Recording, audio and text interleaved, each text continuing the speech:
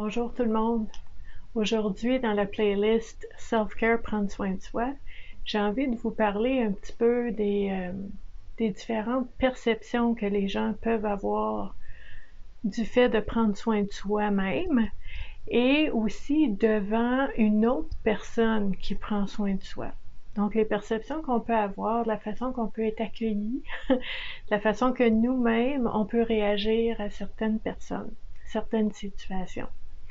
Je vous parle de ça parce que des fois, on ne sait pas trop quoi répondre, on ne sait pas quoi dire devant certains commentaires qu'on peut entendre.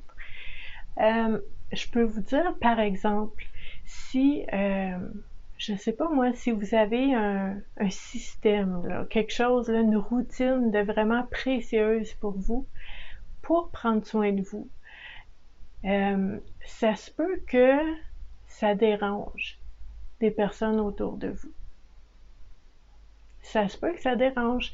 Même si on entend souvent parler de prendre soin de soi, puis c'est important, puis de prendre du temps pour soi, puis de faire des choses qu'on aime, puis tout ça. Tout le monde en parle, tout le monde est d'accord que c'est très bon. Mais si vous avez, par exemple, une routine où est-ce que vous allez en massothérapie une fois par mois, puis que vous vous accordez 1 heure de lecture par jour, vous prenez au moins 2 bains bulles chauds par semaine, vous vous accordez une marche en nature au moins 20 minutes à tous les jours, puis vous faites attention à ça, ça fait partie de votre vie et tout le monde va dire « Excellent, il faut faire ça, c'est important ». Et des personnes autour de vous pourraient dire des choses comme « Ouais, elle se paye la traite ». Il y en a qui s'en croient permis, hein? Il y en a qui s'en donnent des belles permissions. Il y en a qui ont le temps de faire des choses comme ça. Hein? Moi, j'ai pas le temps de faire ça. Moi, j'ai jamais le temps. Puis là, ben, on peut se sentir coupable de prendre du temps pour soi.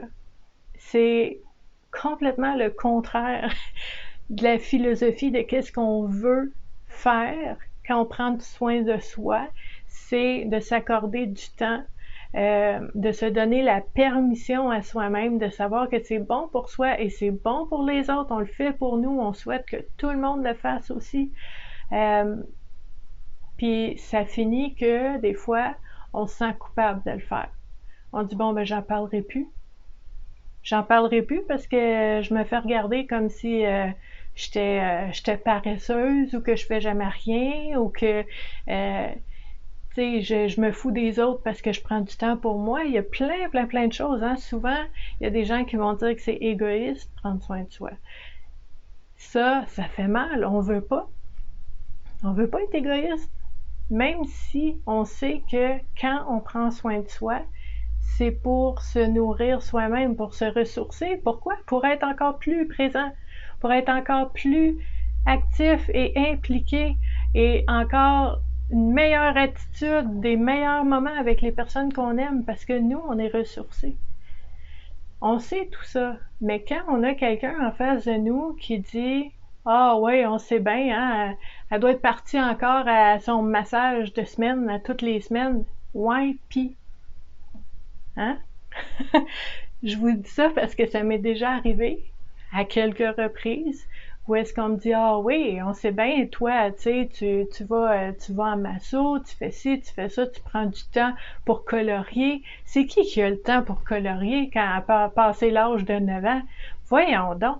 Puis j'en ai entendu de toutes les sortes, OK? Puis j'accompagne des personnes qui n'ont entendu aussi, OK? Puis c'est important de se rappeler que tout ça, tout ce que vous allez entendre, ces jugements-là, ces évaluations-là de votre personne, de votre temps, parce que tout le monde a 24 heures dans une journée.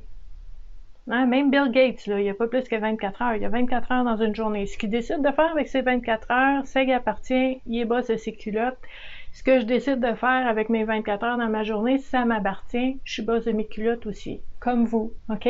Mais on a 24 heures, tout le monde. Si quelqu'un choisit de prendre 20 minutes pour méditer par jour, c'est pas parce qu'il y a plus de temps ou qu'il y a moins de temps. Il fait autre chose. Il a renoncé à quelque chose s'il choisit de faire ça.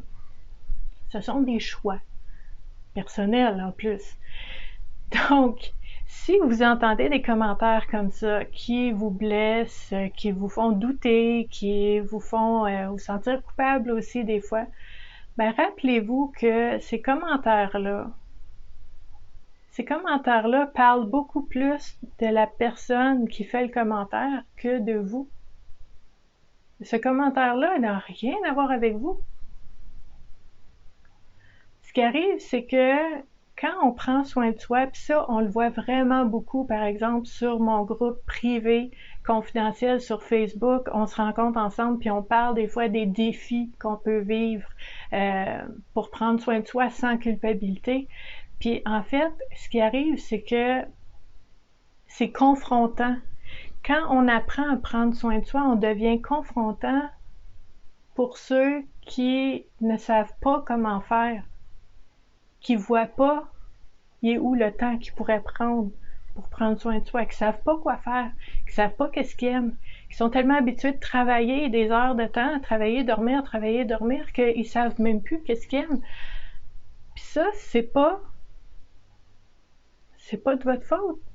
Si vous savez ce que vous aimez, puis vous arrivez à prendre le temps, puis c'est pas de leur faute à eux autres non plus de ne pas savoir quoi faire pour se ressourcer et de regarder et de dire ben, je n'ai pas de temps. C'est pas une question de blâme ou de faute. C'est juste que c'est un cheminement, c'est un travail à faire, de regarder vraiment sa vie et de dire c'est où j'ai du temps et qu'est-ce que je choisis de faire avec ce temps-là. Puis pour faire cet exercice-là, il faut ralentir un peu. Il faut prendre une journée de congé. Il faut oublier le lavage puis la vaisselle puis les choses qu'on a à faire puis dire là j'ai besoin juste de faire un bilan, là je vais prendre 1 heure. Puis là vous allez peut-être vous sentir coupable, c'est toujours comme ça au début. Mais éventuellement, je vous dis, quand on voit les bienfaits qui viennent avec le fait de prendre soin de soi, c'est pas juste de faire des choses qu'on aime puis de prendre du temps pour soi, c'est aussi prendre soin de soi, de mettre nos limites, de dire non, de ne pas accepter l'inacceptable, de mettre ces limites-là. C'est pas facile au début. De dire je réponds pas au téléphone parce que je m'en vais, je sais pas, je veux lire pendant 1 heure, puis je ferme la sonnerie de mon téléphone, c'est pas facile au début.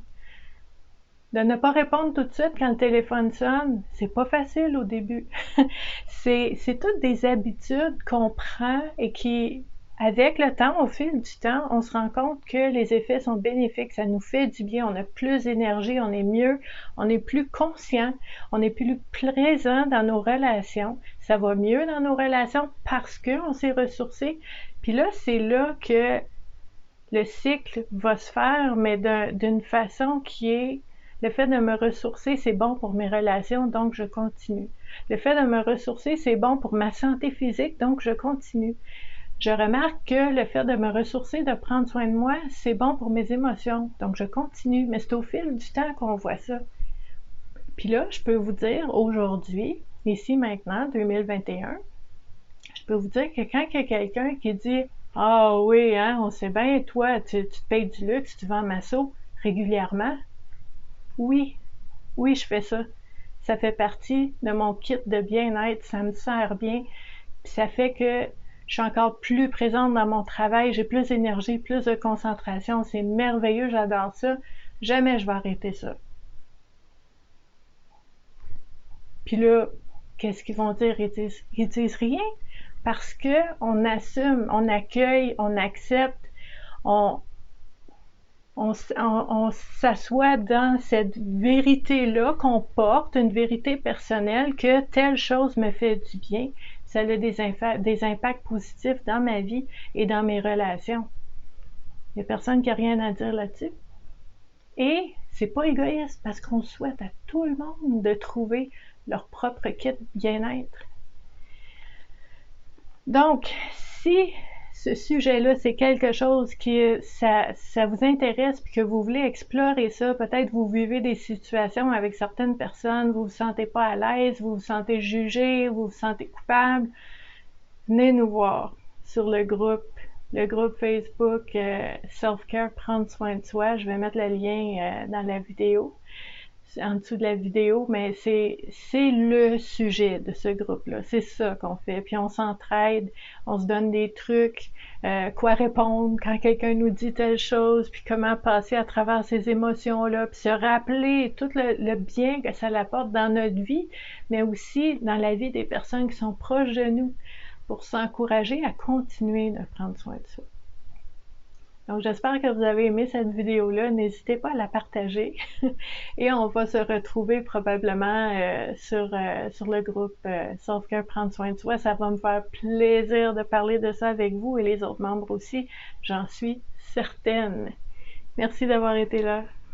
Bye!